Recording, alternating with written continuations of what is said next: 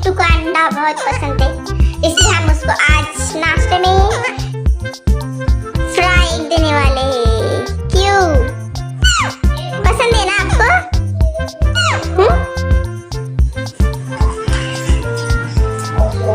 आज मिट्टू घूमने जाने वाला है उसके फ्रेंड्स लोग के साथ।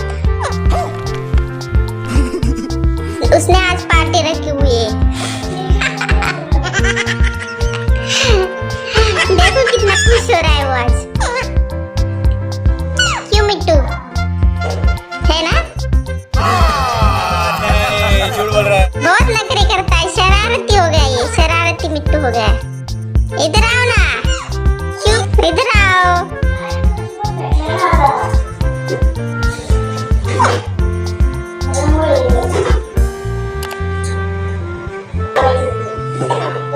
अरे मेरी उंगली को खा रहे हो तुम। तो मिलते हैं दोस्तों मिट्टू की अगली वीडियो में। प्लीज लाइक शेयर सब्सक्राइब जरूर करें।